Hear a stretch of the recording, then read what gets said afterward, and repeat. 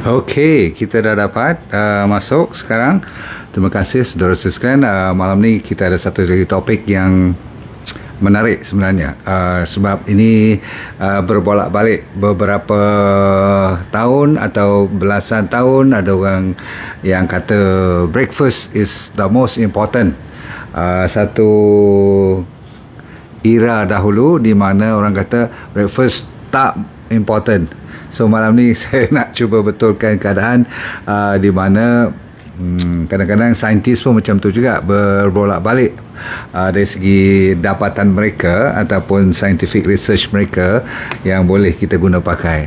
Tapi alhamdulillah sebahagian besar daripada saintis yang agak fleksibel, walaupun ada sebahagiannya tidak langsung mau bertukar atau berganjak daripada apa yang dipercakapkan dahulu ataupun yang dah dipercayai dahulu, walaupun dah ada kajian-kajian yang betul-betul boleh diguna pakai, yang menukar sepatutnya wajah pendapat lama dahulu, namun mereka disebabkan mungkin dah tercakap ataupun dah jadi orang kata peguru, kadang-kadang kita segan nak tukar ataupun rasa macam ego tu jatuh kalau kita tukar. Tapi bagi saya tak jadi hal, asalkan benda tu menjayakan diri manusia yang menggunakannya, maksudnya bermanfaat dan telah dibuktikan bermanfaat, tak boleh kita kata tak. Sebab orang dah dapat testimoni yang baik-baik. Jadi pagi ni saudara sekalian, saya nak tanya anda sekalian lah sebelum saya mulakan, siapa yang tak ambil breakfast langsung, ataupun siapa yang betul-betul ambil breakfast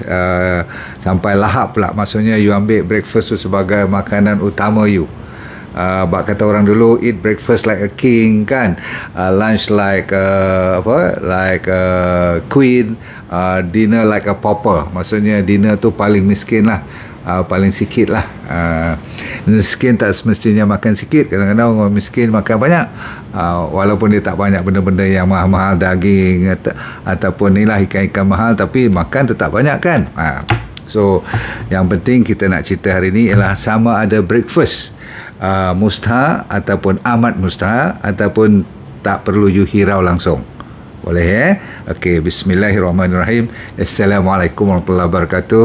Selamat kita bertemu lagi sekali pada malam hari ini, hari Selasa, betul? Okey.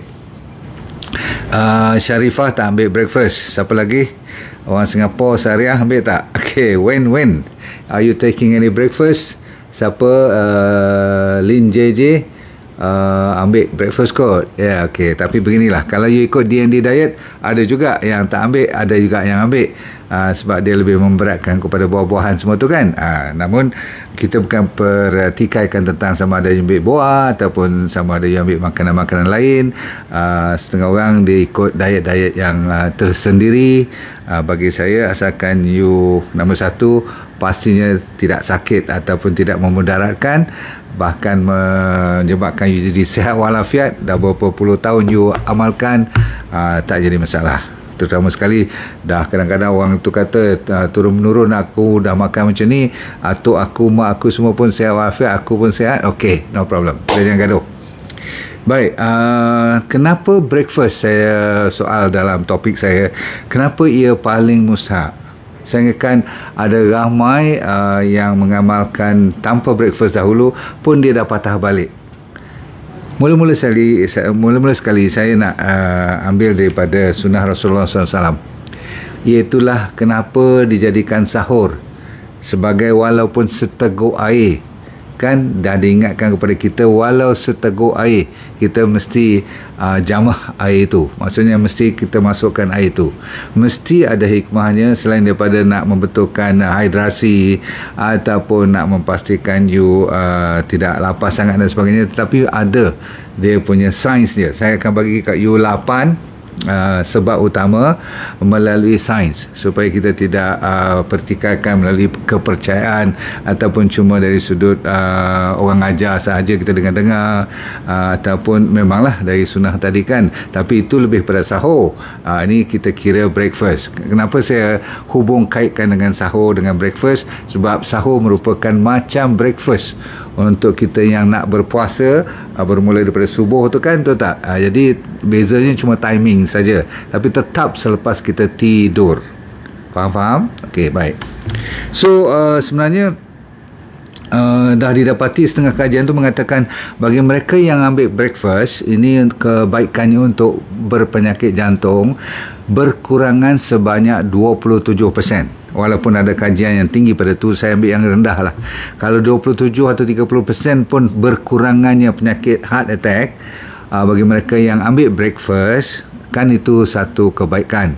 Saya tak mau ambil contoh sampai ada 70-80% berkurangnya penyakit jantung. Lagilah nanti you kata biar betul kan. Sebab tu saya ambil antara kajiannya kat sini 27% berkurangnya penyakit jantung bagi mereka yang ambil breakfast. Macam. Dan kenapa saya mulakan dengan penyakit jantung? Sebab penyakit jantung lah merupakan pembunuh utama seluruh dunia, terutama sekali di urban areas. Maksudnya di bandar-bandar, di kota-kota yang besar-besar, ataupun tempat-tempat kampung yang dah mula ikut perangai orang bandar, makan makanan-makanan yang gila-gila, maksudnya fast food dan ialah gula dan susu. Jadi satu untuk kardiovaskular. Nombor dua, orang yang ambil breakfast secara yang tertib dan rapi, yang saya boleh kupas sedikit pada malam ni, diabetes pun berkurangan. Seronok tak? Sebab orang kata kalau makan banyak sangat dan sebagainya itu memanglah betul jadi merosakkan badan. Tapi kalau kita makan secara yang sederhana, bukan kata diabetes saja yang berkurangan, kolesterol pun akan berkurangan. Ini saya cerita untuk mereka yang makan breakfast. Bila you dengar-dengar macam ni, jangan pula sekejap je lagi tak mau dengar lagi dah lecture saya ni. Takut nanti you pergi makan benda yang merepek pula. Baik-baik breakfast ni membawa manfaat, dia menerukkan lagi. Lebih baik you tak makan breakfast langsung. Memang ada orang yang tak makan breakfast, dia nampak boleh bertahan. Okey. Nombor dua ialah bagi mereka yang didapati meninggalkan breakfast antara 4 hingga 5 kali seminggu, dia punya masalah meningkat sebanyak 50%. Maksudnya meningkat dari segi ada beberapa, termasuklah sampai daya pemikiran, daya fokus, irritability, resah gelisah, semua tu ada kaitan. Maksudnya kalau you tinggal breakfast 3/4 daripada seminggu tu, maksudnya 3-4 hari, 5 hari pun tak makan-makan juga. Kecuali kalau you ada diet yang special lah, you nak buat intermittent fasting, tak mau langsung sampai pukul 1 baru nak makan. Nanti kan ada orang buat intermittent fasting, itu pun guru-guru yang ternama tentang buat intermittent fasting ni, yang cuma buat sebelah petang pukul 4 sampai pukul, kan dia 4 jam saja window dia makan tu.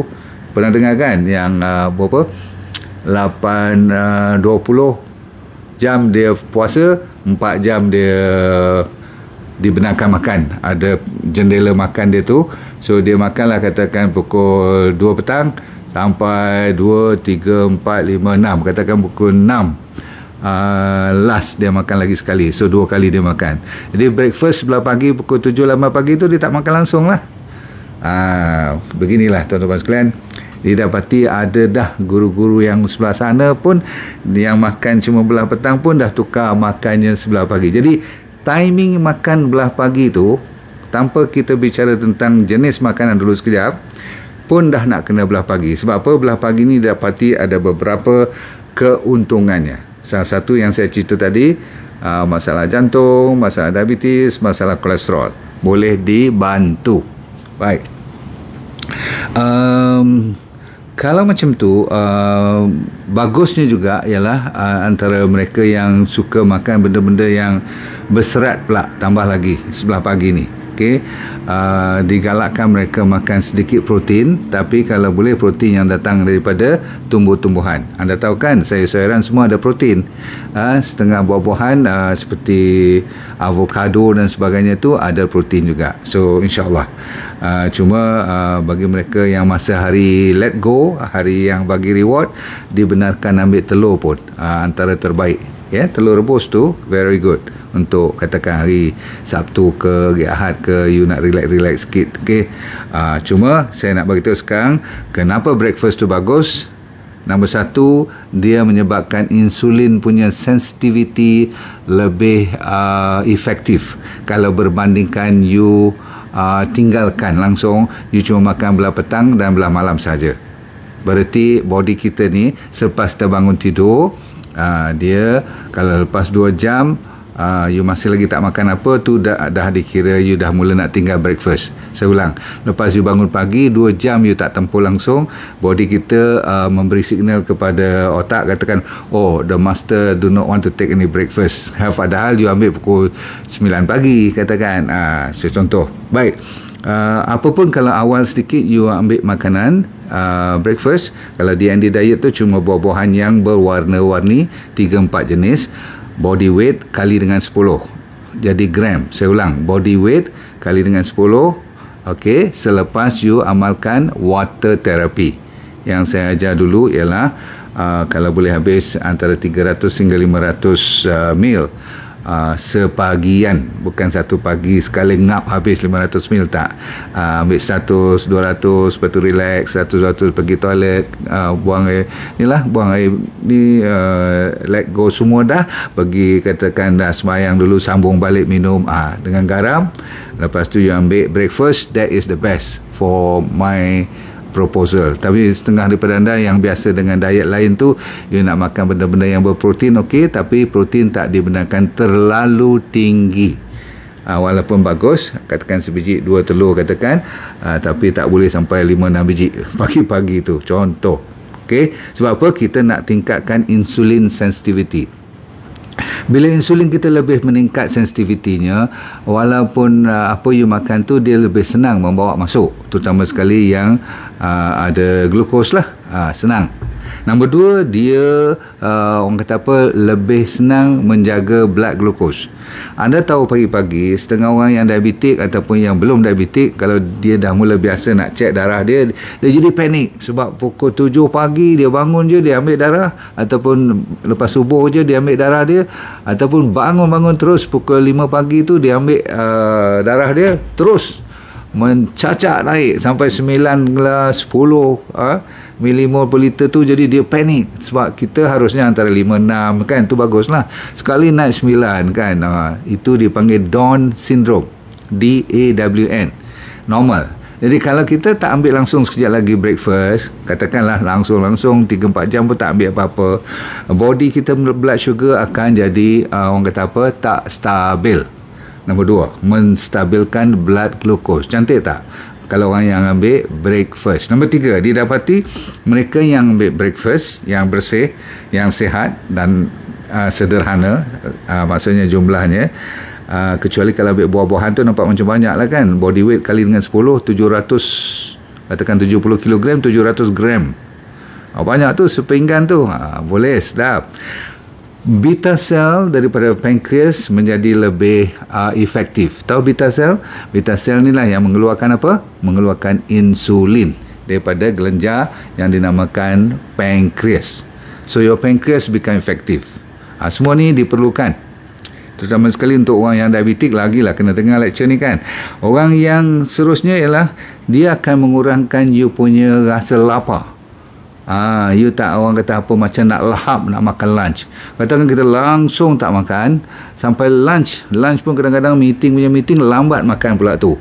Perasan tak? You makan lebih lahap. Lahap tahu tak? You macam tak boleh kontrol, macam lapar, macam semuanya rasa sedap. Yelah, bila you tak makan dekat daripada pukul 8 malam semalam, katakan you ambil dinner lepas pada maghrib. Kita lah orang Islam ni kan, contoh kalau saya lah, by 7:30 macam sekarang, pukul berapa dah habis dah makan semua kan. So daripada pukul tu sampai sekarang pukul 1 tengah hari tak makan apa lagi. You perasan tak? Kalau minum air sekurang-kurangnya lapik perut tu okey juga.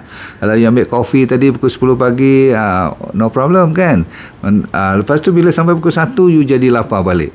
Bila lapar balik tu, kadang-kadang kita punya makanan tu jadi macam terlebih makan, tak pasal-pasal. Jadi ini menyebabkan kita punya kalori pun dah mula tak terkawal, kita punya burning power pun dah jadi macam belah petang pula. Orang kata dalam isu ini ialah insulin level. Kalau tadi masa lepas you makan belah pagi dia naik sekejap, dia menjalankan tugasnya dengan lebih efektif sebab dia dah rehat lama, hampir 8-10 jam, bukan tidur saja. Diiktiraf, dikira, dihitung lepas pada you berhenti makan malam semalam. Kan saya kata lebih kurang lepas maghrib tu sampai subuh Lepas tu you ada masa you makan sikit, jadi dia menyebabkan insulin tu masa you makan breakfast dia naik, tapi lepas makan tu dia turun balik, dia settle secepat mungkin. Terutama sekali kalau you makan buah-buahan lah, sambil you nak menjaga bakteria you, kan itu tujuan resminya. Dan seterusnya pula, kebaikan breakfast ialah dia meningkatkan autophagy. Itu autophagy ni selalunya adalah satu orang kata apa, proses fiziologi badan kita yang berlaku semasa you berpuasa. Tapi saya kata bagi orang yang ambil breakfast, autophagy ni akan lebih efektif. Heran konsepnya ialah dia nak recycle balik, dah semalaman dia buat kerja, dia perlukan juga sel-sel tu perlukan tenaga. Dah lebih pada 10-12 jam dia dah mula lapar. Sel-sel tu yang lapar. Jadi dia nak proses, nak hilangkan karat-karat dalam badan, kan, nak recycle. Autophagy tu kan konsep recycle. Bahan-bahan protein yang dah lebih-lebihan, makanan lebih-lebih yang kadang-kadang tak boleh dibuang, maksudnya terutama sekali sel-sel yang dah mati semua tu nak diproseskan. Orang panggil apa, nak autophagy tu maksudnya nak makan balik. Mana-mana yang tak elok tu diserap, dan mana boleh diguna pakai kembali, dipakai kembali, recycling. Jadi konsep autophagy ni meningkat kalau you ambil breakfast. Bahkan autophagy salah satu daripada strategi untuk memperbaiki atau menjadi bahan penawar, maksudnya macam jadi rawatan. Autophagy is well known, termasuk untuk orang kanser pun. Jadi jangan terlalu, walaupun saya kata puasa is good, tetapi kalau sampai you terkeluar lidah, atau terasa sampai lapar sangat, walaupun you dah minum masih lagi lapar, itu tandanya betul-betul lapar. Saya ulang, kalau you lapar tetapi you rasa je macam lapar, tapi bila you minum you rasa I'm okay, that means you bukan lapar sangat, you cuma dahaga. Body kita ni dia confuse sikit antara dahaga dengan lapar. So minum satu gelas, tengok macam mana. Kalau rasa lega lah, that means you boleh tahan lagi. Namun bila you belah petang pula baru nak makan, didapati jin, tak jin, dalam kita punya DNA tu ada jin dia, ada signal-signal dia, ada dia punya orang panggil macam chop, badan ataupun keturunan kita ni dah siap kat situ. Didapati jin-jin ni sebelah petang atau sampai ke malam dia dah mula menurun, dia punya orang panggil apa, untuk metabolisme tu dia panggil downgrade. Dia pagi dia punya grading dia tinggi, dia punya standard quality dia. Bila dia sampai petang tu dia macam jadi macam orang kata apa, kurang sedikit dia punya quality dia, genetik. Sehari pun boleh bertukar-tukar. Dahsyat ni kajian yang saya pun baru belajar. Belah evening tu maksudnya sebelah petang, sore, malam dah tercampur. Sebab itulah saya tak benarkan you dan saya kadang-kadang kalau kita makan malam tu lain kan, kita rasa, perasan tak, terutama sekali kalau kita termakan benda yang berprotein tinggi belah malam lepas pada pukul 9-10 tu, siapa tu malam nak tidur tak boleh. Sebab apa? Dia punya digestion, metabolisme ni terganggu. Sebab tu tak digalakkan orang makan malam. Salah satu sebab utama jadi gemuk ataupun jadi tak sihat ialah makan malam, selain daripada tidur terganggu dan sebagainya. Of course bahagian daripada anda buat apa pun, tolak aja kat dinding tidur. boleh jenis yang berdiri pun tidur tu tak sakit lah. Tapi orang yang sensitif dengan tidur, jangan belajar makan banyak sebelah malam. Evening dia kata genetically is not good. Okay, last kali ialah saya tadi ada cerita tentang anxious. Orang yang resah gelisah, kalau dia tak ambil breakfast, dia akan seluruhan hari tu you tak perasan, you akan tengok diri you lebih irritable, senang terganggu, senang sensitif, nak melenting pun cepat. Cuba you tengok, kalau you tak ambil breakfast, you pergi kerja, lepas tu suddenly bos panggil, you pun tak sempat nak ambil breakfast kat kedai sebelah bawah office you tu kan, kadang-kadang mamak tu dah kenal you dah pun, apa you nak, teh tarik lah, roti canai lah, lepas tu 2 biji telur pula tu lagi, Allah Akbar, roti canai jantan. Kalau tak kena tak boleh kerja, pukul 10 dah layu dah, ada meeting lagi. Kenapa? Sebab you dalam bahasa Inggeris dia panggil dalam keadaan defocus, you panggil fog. you punya mind tu jadi macam lebih kurang kabur-kabur sedikit. Nak fokus tak boleh, nak memory terganggu, kadang-kadang setengah orang sampai kena migraine pun, pening-pening kepala. Dan sebab itulah kalau nak makan breakfast pun saya nasihatkan jangan tinggi dengan gula. Ikut baliklah D&D diet. Yang manis cuma dibenarkan belah pagi, cumalah buah-buahan. Okey, air pun saya selalu cerita, air kosong, air mineral campur dengan garam.